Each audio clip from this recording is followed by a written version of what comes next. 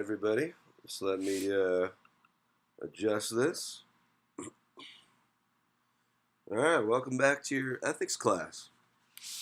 This week we started working on our final major type of ethical theory. The type of theory I refer to is virtue ethics, and the major theorist we are studying from this tradition is Aristotle. In what follows, I will first provide a general introduction to Aristotle's approach to ethical thinking, and we will then dive right into this week's reading questions. This is just part one. Actually, the next week, when we get into his notion of virtue in depth, that's very much the heart of the theory.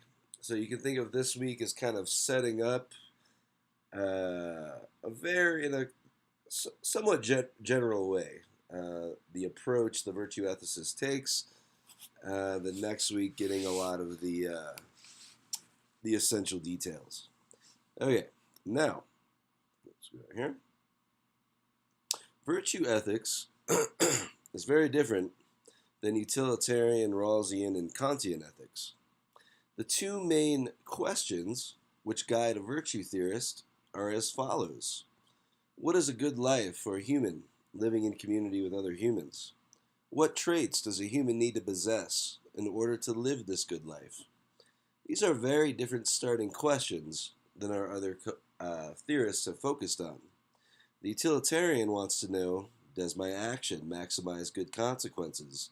And the Rawlsian and Kantian want to know, what rules can I follow in order to ensure I'm being fair to others? Rawls and Kant are very duty-focused, and they look at specific actions and policies. In contrast, the virtue theorist focuses on factors which have more in common with modern psychology and sociology. Aristotle wants us to meditate on what patterns of life are good for us. He wants to know what kind of person we should strive to become in order to access a life composed of those patterns. According to Aristotle, the sorts of activities, experiences, and goods we ought to pursue in order to flourish depends on features of our common human nature. What we are determines how we ought to behave in order to live well. For an Aristotelian, the most informative description of an evil action is describing that action as inhumane. To treat someone in an inhumane manner is to ignore the needs of their distinctly human nature. For example, humans are social by nature. We experience isolation as a type of deprivation. Indeed, being isolated, or even feeling isolated, is a major cause of depression and other psychological disturbances. If one is isolated long enough, the probability of developing a severe mental illness rises considerably. This is why solitary confinement is an inhumane way to treat prisoners and is outlawed in many locations. We simply cannot live well in isolation. Our human nature does not afford us this possibility. Social interaction is an important human good, and we need to be properly socialized if we are to attain the goods which stem from quality interaction. A moral virtue, as we'll really dive into next week, simply is a trait of character which enables us to get along well with others and create a culture in which we flourish. In contrast, other species, such as sloths, live quite well without social contact. A sloth ethic would be very different from a human ethic. Our human nature forces us to live with one another. The only choice we have is to do this well or poorly. The purpose of this first set of questions is to delineate the highest human good, happiness, and come to understand how human happiness is grounded in our human nature.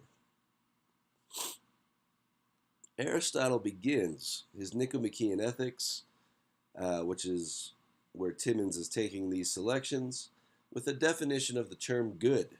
The good is that which all activities aim at. This is a simple idea. We pursue the actions which we pursue in order to achieve goods, Even though this idea is simple, it reveals something important about the structure of human activities. Our activities have a means-end structure. In other words, our actions have built-in motivations to achieve a good end or goal.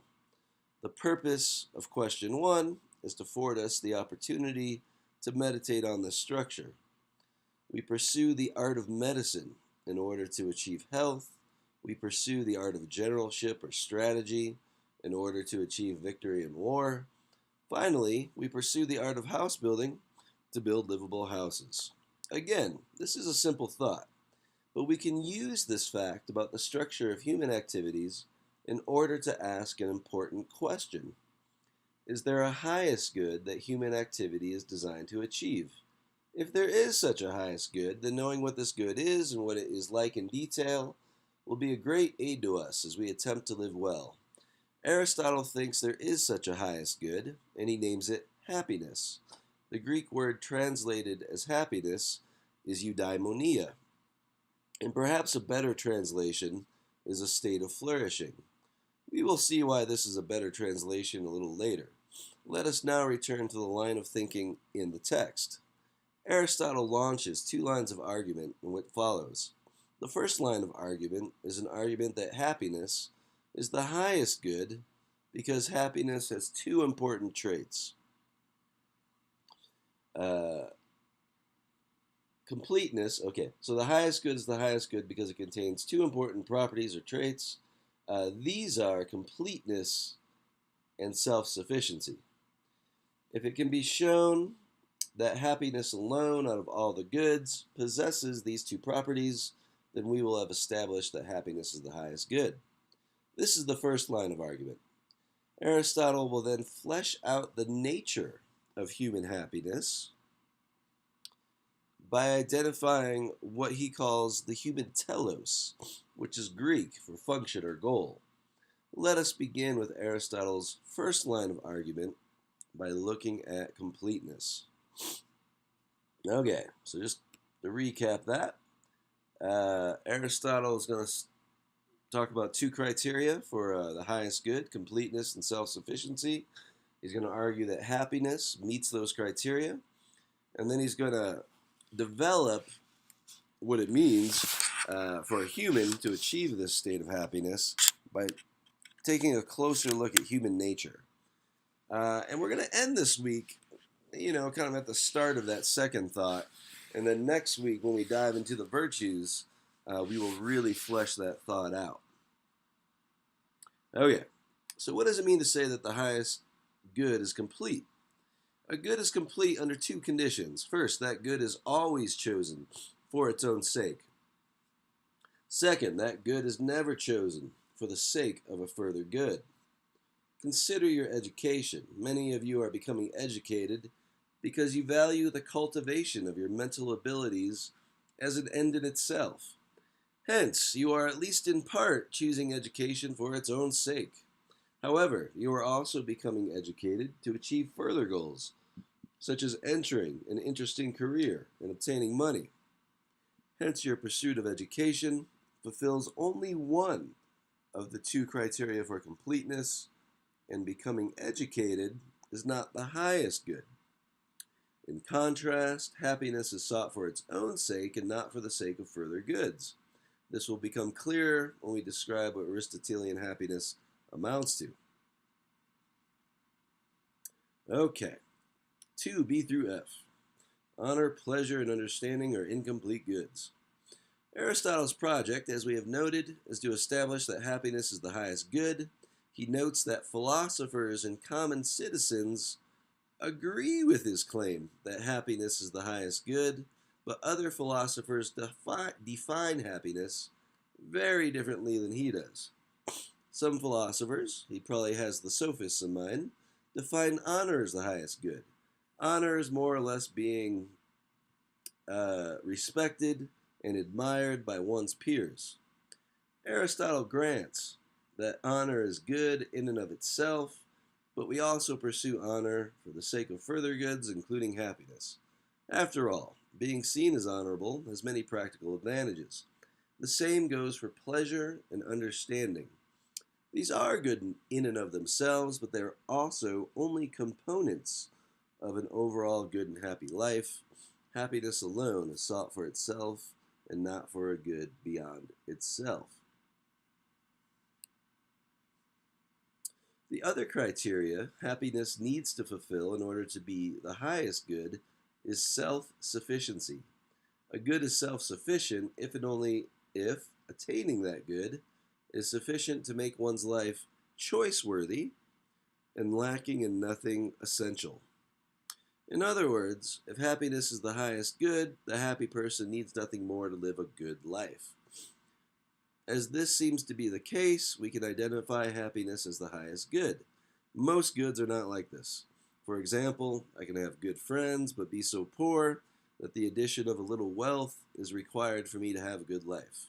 Similarly, I might have the good of understanding or even pleasure in spades, but still be quite empty and unsatisfied. Hence, these goods are not self-sufficient either. Aristotle makes it clear that he is more concerned with the happiness of the group, such as a city-state, instead of the well-being of the individual. Hence, we should understand Aristotle's thoughts on happiness as being essentially communal. We are social creatures who can only flourish in a social context. Okay, now I said on an earlier slide that Aristotle was launching two lines of thinking. The first is that happiness is the highest good because happiness alone is self-sufficient and complete. The second concerns some specifics about the nature of human happiness. Remember, for Aristotle, goods are achieved as a result of various activities. The most important human activities are the ones that define our common human function or purpose, and these activities also result in our obtaining our greatest good, which is happiness. Aristotle thinks this is true for all types of things that have a function. If a thing has a function, then performing that function well is the highest good for that thing. Aristotle gives two reasons to think that human beings have a function. First, he states that all of our activities have a function or purpose, hence we should expect that a human being has an overall function as well. Second, he states that each part of a human being, for example, our eyes, hands, and feet, have a function, so we should expect the whole person, to have one as well. Now, to tell you the truth, if we were going to stop and really meditate on these points, these arguments aren't actually that great. The two I just mentioned, but if they're taken as just suggestions, like something along the lines of, well, if every part of us has a function, at least it kind of makes sense that we would have an overall function, or most of our activities have a means-end function, so why wouldn't human life as a whole? Taken as a kind of suggestive thought, these arguments, or just suggestions in a sense, are fine. Taken as rigorous arguments, they're actually not very good. But like I said, so for those of you reading through this and maybe you're paused and you're like, well, that's not a great argument, you're actually right. But it's not going to affect any of the main points Aristotle's making because they're not his main arguments. Okay, so let's just kind of move on. Aristotle identifies the uniquely human function by comparing human beings to other species. Whatever function or ability is unique to us is our characteristically human function. By performing that function well, we are fulfilling the purpose of living a human life, and a state of happiness or flourishing will result. Okay. Aristotle was, by Greek standards, an outstanding biologist. He actually came up with the kingdom, phylum, class, order, family, genus, species schemata that's still used today. This is, 3rd century BC. Aristotle spent a lot of time classifying the various beings that live in the world. Hence, it was very natural and easy for Aristotle to see us as one species of animal amongst many. He even eventually refers to us as the rational social animal. By comparing us to other creatures and seeing what is unique to humans, he hoped to discover our characteristic or defining function. Again, this is significant because if we have a function, then we will flourish when we perform that function well. Aristotle notes that the life of nutrition and growth is had even by plants. So the life of eating and drinking is not the fully human life. This is reflected in our use of the term couch potato. Calling someone who lounges around all day a couch potato is a very Aristotelian thing to say. When one does this, one is living a life fit for a potato, not a human.